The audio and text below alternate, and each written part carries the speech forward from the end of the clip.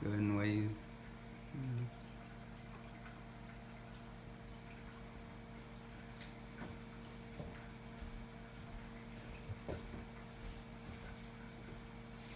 Alright, good evening, ladies and gentlemen. I'm here to talk to you guys about COVID-19. Figured it'd be a good topic for an informative speech because it's something that's affecting everyone today. So, just a quick thing I wanted to point out. COVID-19 is actually the disease caused by the virus. It's not the virus itself. CO stands for corona, VI is virus, and the D is disease.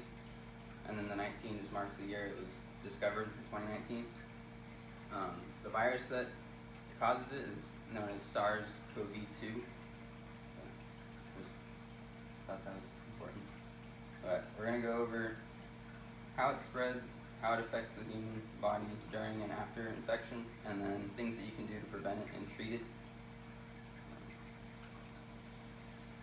According to the CDC, there's three main ways that something like this spreads. The first is contact transmission, which is basically what it sounds like. It's direct contact with an infected person or a contaminated surface. It can be a handshake, a hug, other things, and contaminated surfaces, as far as stainless steel was found to be one of the things that can contain it the longest. In a study in Australia, they found it could be survive up to 28 days, but this was more laboratory conditions, so it's not real world application. But it can survive for up to days in the real world, and they found that it can live up to 2 days in your clothing. That's at room temperature. So UV light and heat, the main things that can kill it, along with alcohol and disinfectants. Droplet transmission is the next. It's basically within 6 feet, what the guidelines are for. This happens from like the infected person exhales large and small droplets. They're known as aerosols, and these droplets are what contain the virus.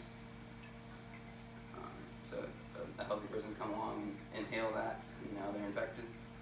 And then airborne transmissions, basically the same thing as droplet, but at a greater distance, and with the smaller droplets instead of the larger ones. So these things they linger in the air for hours and can travel much further than 6 feet. So you can come into contact with it hours after the infected person was left. And another thing to mention is you can contract it through your eyes. So, yeah, it's scary. So some effects on the body. These are common symptoms that are mainly covered by the media, and I'm not going to read them word by word, but some things that I thought were important to mention, something that I don't see covered most of the time, is it presents itself differently in children. It can be like a skin rash or vomiting, and this isn't covered a lot, so parents don't realize that that's what's wrong with their kid, and there's been some loss because of it. It's pretty sad. Yeah, and then emergency warning signs that you should definitely seek medical attention for if you feel these things: trouble breathing, tightness in the chest, confusion, and then bluish lips or face. That was very important because that's a sign of lack of oxygen, which is another issue with this disease, is it causes blood clotting, and that can lead to tissue damage and just lack of blood flow to extremities and organs. And yeah, in some cases it causes stroke and heart attack. It's pretty scary. And it's been found to mimic a lot of known diseases. Cold and flu is the most known. That's what it was mistaken for early on. They chopped it up to it's just your basic cold. But it can cause pneumonia, can present itself as diabetes, meningitis, and among other things, lupus, rheumatoid arthritis, and hepatitis A and C. The list kind of goes on. It's pretty crazy. These are people that are considered immunocompromised, so they're already experiencing symptoms like this, and then when they catch COVID, it's like doubles up on them basically, and it can really like push them over the edge, cause a lot of damage, cause death. And then, speaking of damage, long haulers is a new term. It's used to describe a person who experiences the symptoms of COVID after the virus has run its course. They can test negative for a COVID test and still present these symptoms. It's a lot of the main symptoms that were mentioned before. And then cognitive ailments as well, which can throw you off balance, cause dizziness, can induce depression, anxiety if you're not already experiencing those things, and just make them worse if you already were, and then cause mood swings and confusion as well. And this can go on, like, reports have been 3 months, 6 months after, like, cause a lot of damage.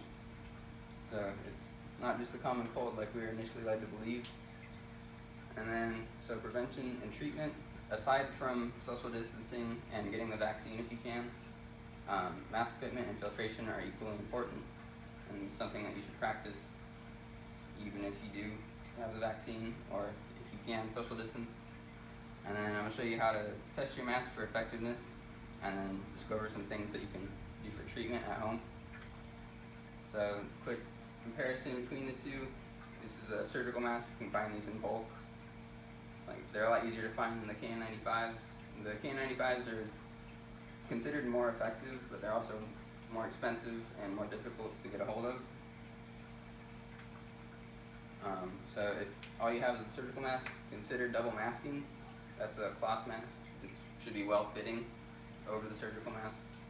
And the CDC explicitly states not to do this with KN95 masks and not to double up the surgical mask, so don't use 2 surgical masks. Use a cloth and surgical underneath.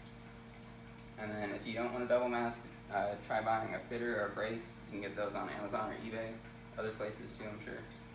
And then another method is knotting and tucking. You basically tie the strings on the surgical mask so that it pulls the edges closer, and then you tuck the excess material in, so it just seals up any gaps or anything, and increases filtration. And then, yeah, so to test your mask for effectiveness, some things you can do: water test. You basically just take some water, you pour it in your mask, and basically people are letting these sit there for about like 30 seconds or so, and over time, like within the 30 seconds, you'll notice it start to soak through and drip. Or like if your mask is good, you can tell that it's water resistant and the water kind of beads up and it doesn't soak through. So this one's good. And then another thing you can do is put your mask on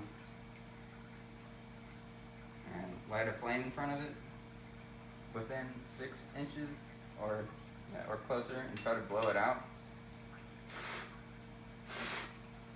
So this one's good. Some people too, I've seen some videos, they're cutting their masks open and they're burning a layer off of it, which I'm not going to do because it's going to stink, but yeah, they burn a layer off of it, and if it holds a flame, it's not good. Like, if you can hold a flame, it's not good, but if it kind of melts away and disintegrates, then it's a good sign that it's the correct material. And yeah, that's it. I just wanted to share some basic things I figured everyone should know. And yeah, I hope you guys learned something new and applicable to what we're experiencing. And yeah, oh no, I'm sorry. Okay, we're going back. Forgot about this. Some things you do to treat it. If your symptoms are mild enough to stay home, please stay home and avoid using shared spaces with your family if you can. If you have an extra restroom, designate that restroom with the person who's sick. And if you need to be around them, wear a mask and wear it right. Don't let your nose hang out of it, because you use your nose to inhale and exhale, and that's where those droplets that contain the virus come from. And then stay hydrated, lots of fluid intake, eat healthy, and get as much rest as you can. And then some things that you can take to try to help speed up recovery or just help with the symptoms you're experiencing. Tylenol, ibuprofen, or any anti-inflammatory. There was some skepticism early on about ibuprofen increasing the rate of infection, but that was basically just a theory that got blown out of proportion and has since been proven incorrect. So, and some other things you can take is zinc, with the milligram or the dosage listed there, and then the vitamin D3 and vitamin C. And these are things, dosages you should take daily when you're infected. And yeah, now I'm done. Sorry about that. So, Yeah, thank you. stay safe and wear protection. You guys guys have any questions? Like that. Yeah.